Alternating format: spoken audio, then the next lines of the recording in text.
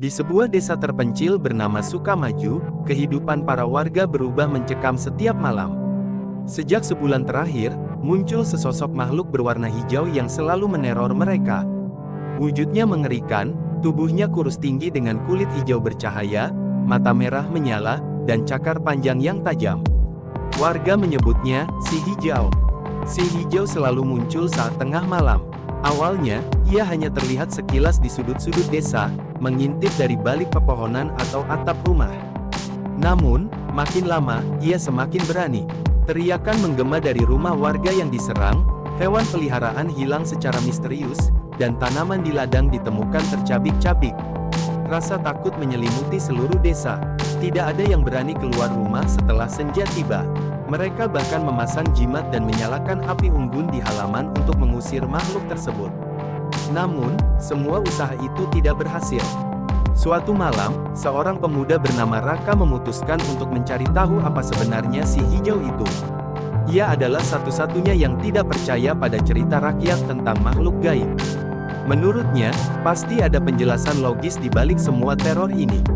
Raka menyelinap keluar rumah dengan membawa senter dan sebilah pisau sebagai perlindungan.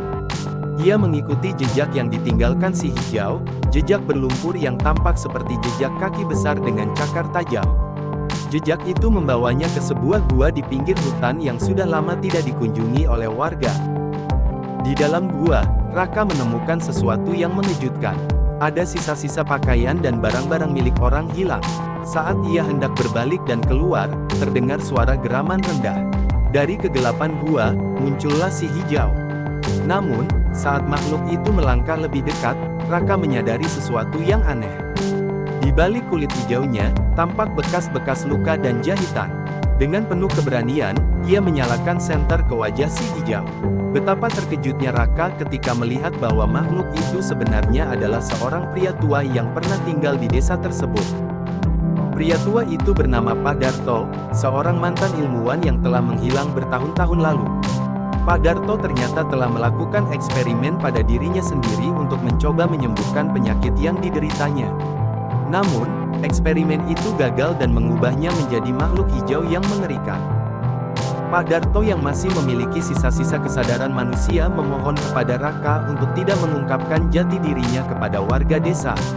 Raka, yang merasa kasihan, setuju tetapi dengan satu syarat, Pak Darto harus berhenti meneror warga dan mencari cara untuk memperbaiki keadaannya. Sejak malam itu, si hijau tidak pernah lagi terlihat di Sukamaju. Warga desa perlahan kembali menjalani kehidupan normal, meskipun misteri tentang makhluk hijau itu tetap menjadi cerita yang diwariskan dari generasi ke generasi. Raka sendiri terus berusaha mencari solusi untuk menyembuhkan Pak Darto, berharap suatu hari ia dapat mengembalikan pria tua itu ke wujud aslinya.